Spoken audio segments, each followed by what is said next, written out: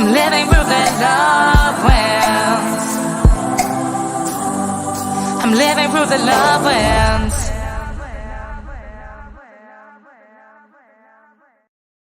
Good evening, everybody, and welcome back to another episode of the Reconnect with Your Teenager podcast with yours truly, Emma G.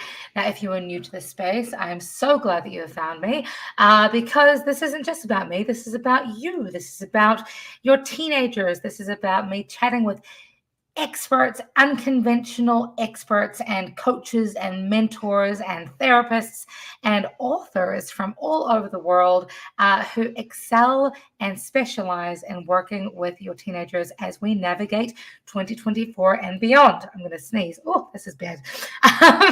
Now, the Reconnect with Your Teenager podcast is, of course, in support of my book, the Reconnect with Your Teenager book, the how-to guide on how parents can use songwriting as a means to help their teenagers express themselves, which is important. But I also know that not everybody is a musician, not everybody likes music. So that is why I launched this podcast, so I can speak to other people who may do things a little bit differently when it comes to raising teenagers, but nonetheless are effective at helping parents like you to really reestablish that beautiful relationship with your teenager in 2024. Today, I am joined by somebody who is a little bit different, I think, than what I usually have on this show, because Kirt is Kirt Manecke, I should say. I think I'm pronouncing that correctly. I hope. He is an author of a book, an award-winning book called Smile, which is all for helping teenagers. Well, it's a series, right? Isn't that correct, Kirt? You've got a number of books that focus on the impact and the relevance and the importance of basically mindset and how we show up for the world. So I'm not gonna blab on too much longer. Please say, welcome, Kirt. This is awesome to have you here. Please tell me a little bit about who you are and what your Smile mission is all about. Thank you for having me, Emma G. I love your energy. And Smile and Succeed for Teens Must Know People Skills for Today's Wired World is a crash course in face-to-face communication, and it really covers a lot of social skills, career skills, a lot of just certain things at work where if teenagers get a job, they can avoid doing what turns customers off, but they can focus on doing what brings customers back and what really makes employers happy. My first book is called Smile, Sell More with Amazing Customer Service, the essential 60-minute crash course. And that's more for like college graduates and adults. But Smile and Succeed for Teens is for all young adults, even tweens and below. It's like a fourth grade reading level. So it's easy for teenagers and tweens to read. I love that. I mean, my whole philosophy, and I don't know if this is because I'm from New Zealand or just because I just was born a positive person, but there is nothing more powerful, in my opinion, than a smile. I've written songs literally about the power of the smile. And you've got so many books about this. You've got Smile and Succeed for Teens. You've got the Teen Success Kit. You've got Teaching Guide for Smile and Succeed for Teens, a Parent's Guide for Smile and Succeed for Teens, on and on and on. You seem really driven towards the smile mindset. Can you tell me a little about what got you into this line of work, specifically focusing on the power of the smile? Yes, I can. Well, I have my first book, which was a crash course in customer service and sales, and I had so many teachers and moms come up to me and tell me that, you have to get this book in the schools. It's all the people skills kids aren't learning. So that's a big reason why I wrote Smile and Succeed for Teens. And I knew it too. I noticed when I'd walk in different businesses, if there was a teenager there, they just didn't seem comfortable with the social skills. So I thought, well, let me give them a really quick, easy guide that will give them confidence and give them some of the words to say. Because when you get a job, normally that the employer doesn't train you in the social skills. You're lucky if they train you in some of them kind of just fire. I was very shy, and I really wanted the teenagers to gain confidence from the material, yet make it really quick and easy to digest. And I have to tell you, Emma G, I feel the same way you do about a smile, and that's why in both of my books, I have smile on the very first page in the very first chapter, because I thought if this is all people get out of it, to smile and greet that customer or greet that friend, as you know, that's huge. Mm, mm, mm. I mean, and you seem to be um, very like, it's not just about that first impression. It's about, using, you know, utilizing that energy that you're putting out in the world to maintain friendships, to, keep your job, to, really make a difference in the world. Is there something that you sort of became aware of because of your own experiences? Is this something that you have specifically seen in your teenage children? Like, what was the thing that really kicked off this mission for you? Well, I'm glad you brought that up because, volunteering, I think, is so important for teenagers for a number of reasons, to give them Mm, confidence, to help them give back, to meet friends, have some skills to put on their resume. But when I was a teen, I started volunteering. And then when I was in college, I volunteered at the Humane Society, walking dogs on my day off, once a week.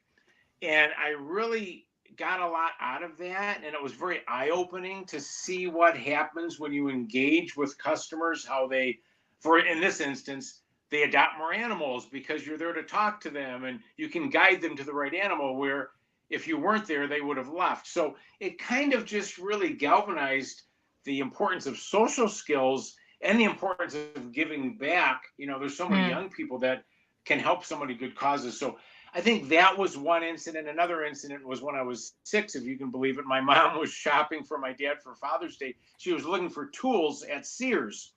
And the gentleman was so rude, I was shocked. And even at 6, I remembered my mom asking him a question, and he totally ignored the question and was just trying to sell her some kind of tool that my dad didn't even want.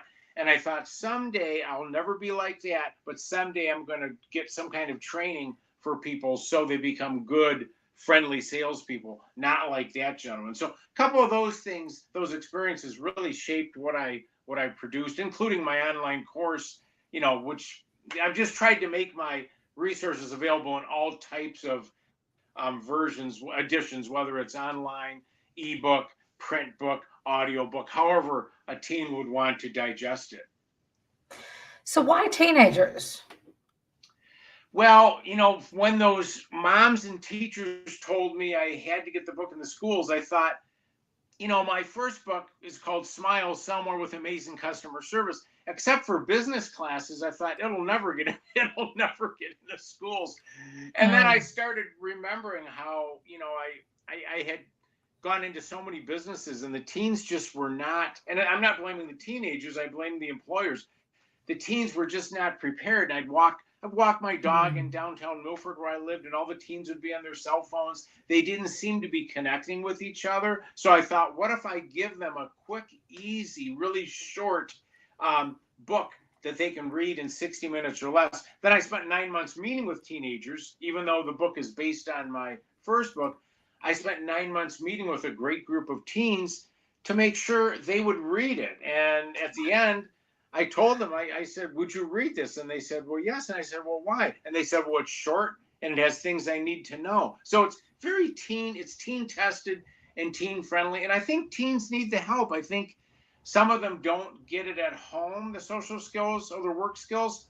And then some don't get it in school. And mm. just like you or I, it's always helpful to get some extra tips. And I think, Yeah, every sentence I wrote in my books, I thought in my head, this will give that teen confidence. And I really wanted to give them the confidence to go out, make a friend, greet a customer, feel comfortable at work, not be nervous, because I was yeah. nervous when I was in middle school. So just I thought if I can help in any way, give them some confidence, it'll hopefully be a big life changer for them. I love that. I say that all the time Thank you. in my vocal clients and in my songwriting clients is that sometimes what we just need is that little extra support when it comes to, not just knowing ourselves better, but then once we know ourselves, being able to express that properly and with confidence, and then, learn the languaging around how to do that. And I think, from what I see here, you've got you've sort of ticked off quite core important issues that I cannot, of course, I can't believe that we don't teach our kids, like the simplicity of dealing with stress and why it's so Yes. important and how to do it, how to make friends, how to, you know, have etiquette with, you say electronic etiquette. I'm sure you're referring to those fun pocket-sized computers that we have. Yes. But those are all things that we don't really think about teaching. We're quick to blame and quick to punish as a society. Um, Whereas, like, I have the opposite. Like, I tell my kids to use their phones when we're writing songs together, because they have access to the internet. If they can't find a word in their minds, maybe they can go to thesaurus.com or rhymezone.com Sure. to help them with rhyming.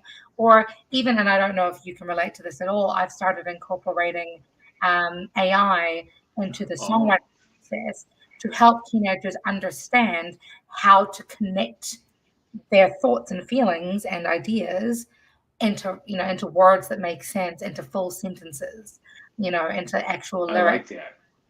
um, but to your point, when we don't have that support for how to navigate our electronic devices, we're just leaving our Gen Z floundering almost. You know what I mean? So have you? Exactly. So as somebody who, like, you write the books, you also have the online courses, you've got audio books available. Have you seen much specific uh, impact that these resources have been having on the community? I do. I get a lot of feedback from teachers. It's interesting because I don't know if you find this with your excellent work you're doing with the songs and giving teens confidence, but I have these resources, but I'm not necessarily there where the Right. teen is. I'm in Michigan, so I might have a teacher with 50 books and a teaching guide, or a parent with the parents guide in the book, and they're in Colorado or New Mexico or something. So I normally will hear back a lot of times with teachers. I just heard back from a special education teacher in, no, it was Arkansas the other day, and she said, "I see the difference already. My students have great eye contact. They have a lot more confidence. They have better manners, and they're not on their phones all the time." Because nobody has really ever told kids, I don't think, like when it's appropriate to be on your phones, which is great, and then when not to be on their phones. For Mm. instance, when you're conversing with somebody face to face at church, at the dinner table, at a restaurant. How many of us have gone into restaurants, M&G, and the whole family's on their phones? And that's where we want the parents to be good role models also, I'm sure. It blows my mind. Sorry, I'm just going to pick on that Oh, sorry. one thing, one comment for 1 minute. There was a study that was conducted a few years back in restaurants that noted that restaurant wait times have tripled since the invention of the cell phone, or the invention of, rather, social media on our cell phones. Because now when people go to restaurants, they don't sit down, look at the menu, have a conversation, order food, eat, and leave. They're spending an exorbitant amount of time taking pictures of themselves, of each other, of the food. Is the lighting right? Like, you're completely right. The communication levels um, has significantly decreased, and our abilities to maintain eye contact and actually have a conversation, it's incredible. It's incredible. But I totally agree. When we have those resources and you know, uh, boundaries, but also the toolkits, if you will, to help our young people recognize what's appropriate and how to conduct themselves effectively. That's huge. That's huge. So you've been working with people from Colorado to Arkansas. You're in Illinois. Um, I mean, is this book something that's global? Are people, resonating towards this across the country or across the world? How are you navigating and I say cultural differences because obviously each state is also very different in how we raise Sure. and educate our young people. How are you navigating that with the Smile movement? Well, that's a great question. Most of my books are sold in the United States, but I do get like the busy schools in Australia is using them, and I'm on Amazon, like in New Zealand. I think it's Amazon UK, Amazon. I'm on all different. I'm in all different countries on Amazon, so I'm getting sales every. I haven't really, and my book is in distributor in China picked it up and they translated it into Chinese. So I haven't changed the message, and you make a good point about the cultural differences. I think with my book, everything is so basic that I don't know. I'm not an expert on it. I don't know if it changes that much between countries because I think, and tell me if I'm wrong, I could be, just basic manners like you mentioned, smiling at somebody, making a friend, saying please and thank you. And I teach in my books, it's just really basic how to answer the phone properly. If you're with a customer and they say thank you, you smile and you answer you're welcome. You don't say yep. You don't say no problem. So I think mine are so basic. Hopefully they translate okay in the other countries, as far as the Yeah. cultures. But I'm not certain about that. But people are buying them, so I think they probably modify. That's what special educators do till they tell me, well, we modify yours a little bit, but it's got the basics that the kids need, the students need. Mm. It's fascinating to me because I was raised in New Zealand, and by the way, we don't have Amazon in New Zealand. I'm very upset about it. I They wondered do, about that. yeah, they do often, we do often buy from Australia or whatever, but Okay. it's not really worth it half the time because the shipping is crazy. But anyway, that's neither here nor there. Um, so I was raised in New Zealand. My mother is from Pennsylvania. My father from Really? Fiji. My mother's mother is from Norway by way of Iowa, and then my mother's Wow. father was from Iran. The reason I'm saying that is because, like you, I'm very big on the smile. I started my career here in the States as a street performer, and my whole thing was like, I just want to make people smile. That's all I want to do. I don't care if I make money. I just want people to have a good day because, this was back in 2016. It was a bit of a crappy, you know, it was a tense time to be here, especially in DC. Um, but there are some cultures that smiling is a little bit kind of confrontational. In Oh. Iran, for example, this is not a smiling thing, but like in Iran, if you have your back to somebody in a social situation, that is incredibly rude, like incredibly rude. In Somalia, for most European or Western ears, their conversation can sound super aggressive when in actuality they're just talking about, I don't know, lunch plans. Yeah, it's a whole, Interesting. so the cultural dynamic around our body language is a fascinating concept. But I think that smiling, generally speaking, is that one consistent. You're good. Like keep doing that. So I'm fascinated to learn more about how that's impacting your work with the teenagers around the Well, world.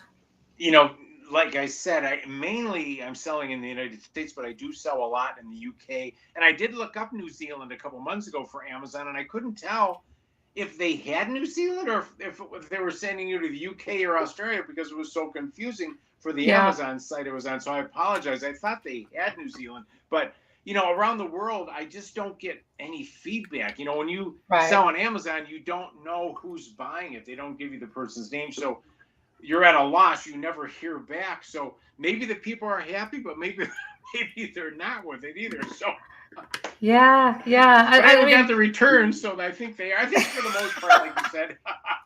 I think for the most part, probably most of it translates, and people probably modify it for their own teenager in different cultures, I would think. Yeah, yeah. So you also have like audiobooks, which is awesome. I'd Thank you. love to hear the Mandarin version of that if that's available in China. That'd be cool. Uh, um, you also have classroom packs. What does that mean? Classroom pack, that's a great question. Thank you. A classroom pack is where an educator, like a teacher, can purchase a classroom pack. What happens, they get the book at a discount because they're buying it in bulk. So instead of $14.95 for just one book, like if it's a classroom pack of 25 books, that might be $11.95 per book. So they'll get Mm, 25 of the books at $11.95. And then they'll get a free teaching guide with it. So it makes it really easy for any teacher to open the guide and just start teaching, have the students start reading a page or two. And it just is a way to get it into the schools in quantities that they desire. that's awesome. That's awesome. Do you Thank you. go and actively like do you speak on these things just at schools yourself? Do you go in and do any coaching as well? I used to do a lot of that, but now it's really after COVID. It's been totally Mm, different with the schools.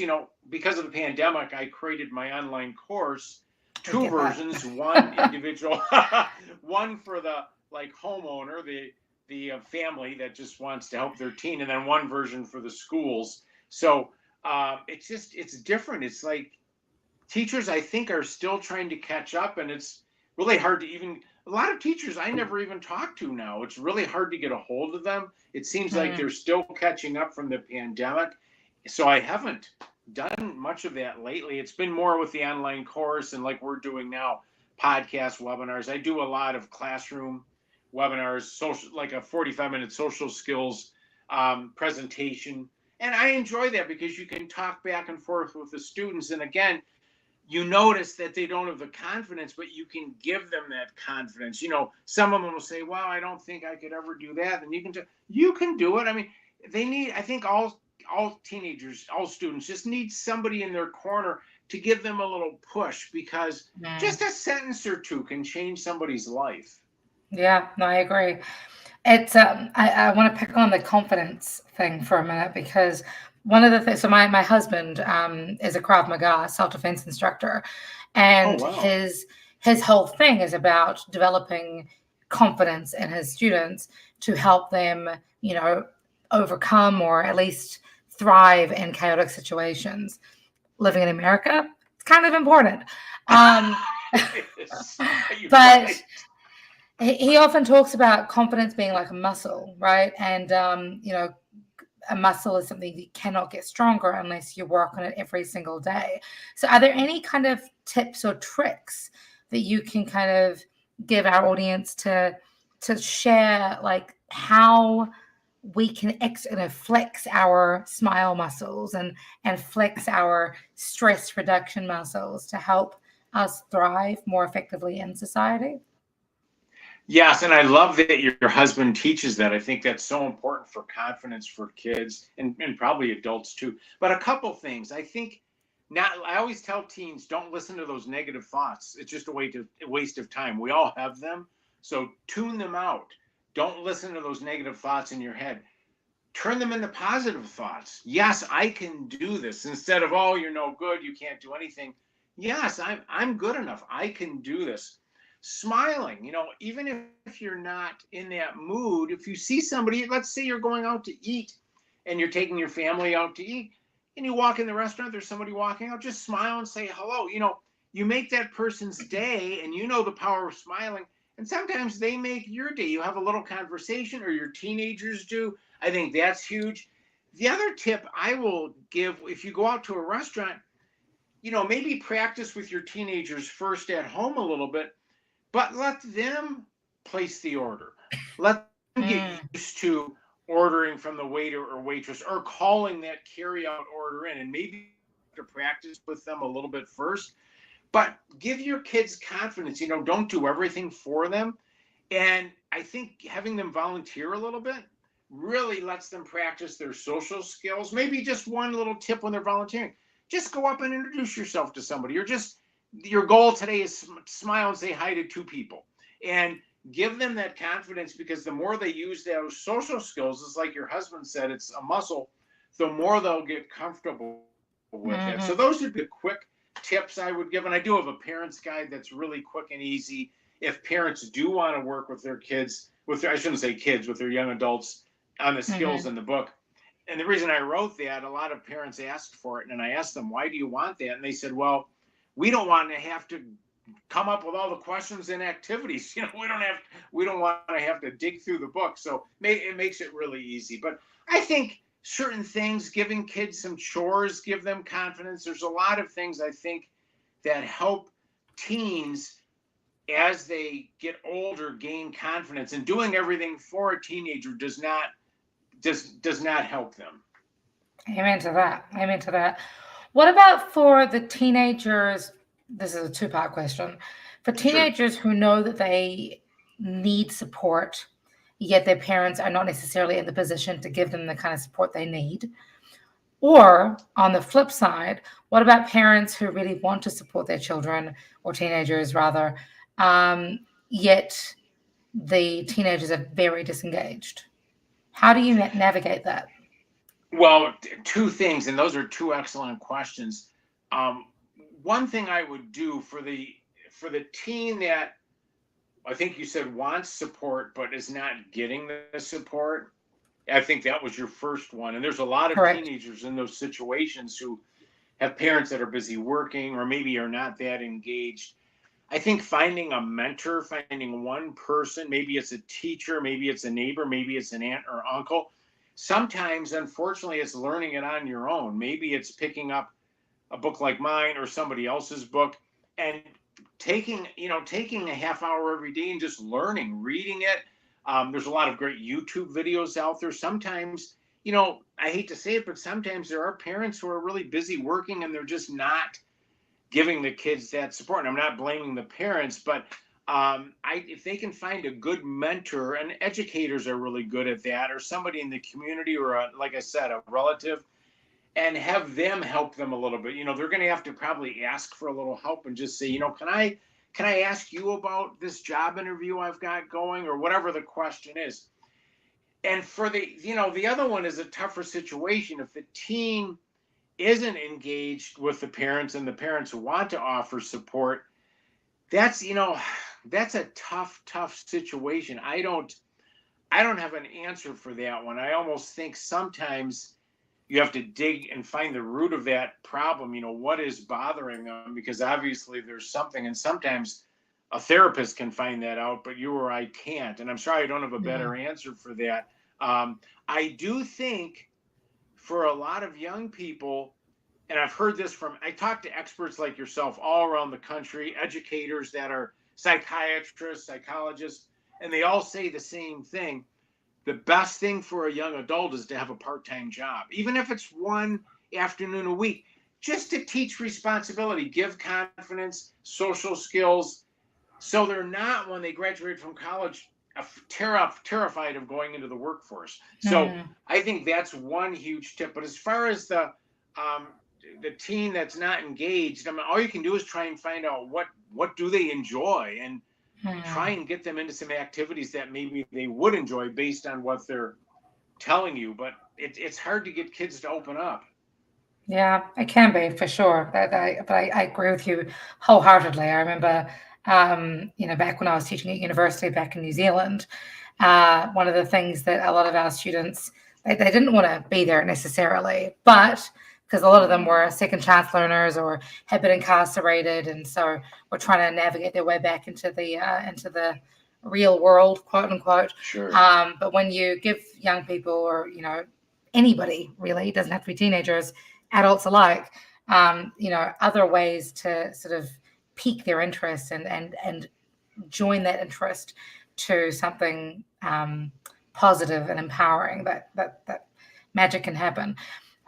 You also said something else that made me smile a little bit about the the job market and giving young people, getting them a job. I shared the TEDx stage recently with a woman who argued that don't give don't give kids a job, encourage them to be entrepreneurs. And there, that's you know, fine. Yes. yeah, no, I just either or. It made me smile because I'm like, yeah, giving young people autonomy over their growth and evolution, I think, is such a beautiful thing. Listen, I feel like we could talk for hours. I feel Kirt, like we could too. unfortunately, our time is up. Kirt, it's been such a pleasure, such a joy. Obviously, people can learn more about you at smilethebook.com, where you've got information on all of your books, all of your courses, all of your audiobooks.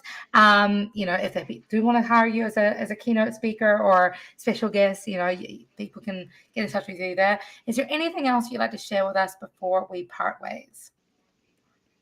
Well, I do want to share that I agree with that woman on TEDx who you shared the stage with, where being an entrepreneur, starting your own little business, whether it's mowing lawns or whatever it is for these young adults, huge confidence booster, lots of benefits. And if you can dig down with some of these teenagers, even if you're volunteering and try and catch them doing something good and say, Brenda, that was terrific. You'll see them smile, they'll gain the confidence, and they'll open up a little bit. It's just one little bit of praise, genuine praise, really can change things for a teen. So that's one tip I would give you. Try and catch them doing something good and give them genuine praise, and you'll see them open up a little more. I love that. Hey, thank you, Kirt. Really appreciate it. Again, you're welcome, Emma. Be sure to, of course, be sure to check out smilethebook.com for all the information on Kirt. Until next time, friends, my name is Emma G. This is the Reconnect with Your Teenager podcast. Until next week, be good, be kind, spread love, and I guess, just don't forget to smile. See you later.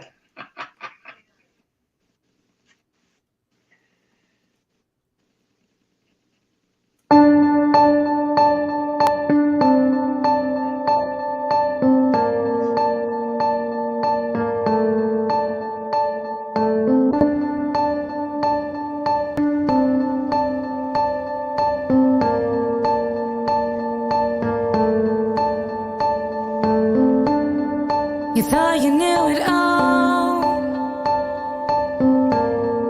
and everything was certain, sitting high upon your throne, so comfortable, assertive. But chaos has a habit of testing who you are. Submissive or a savage, timid or a star, we rise up now. Let the flames lick the wounds of the past. Burn it to the ground, burn it to the ground. We rise up now.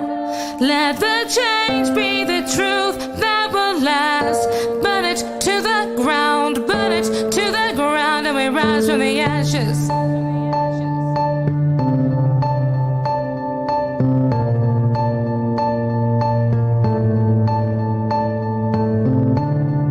Leaning into faith, better with your cynic, trying to find your way, trying to find your perfect. The judgment has a habit of breaking your own heart. The strength of your conviction makes you who you are. We rise up now. Let the flames lick the wounds of the past. Burn it to the ground, burn it to the ground. We rise up now. Let the change be the truth that will last. Burn it to the ground, burn it to the ground, and we rise from the ashes.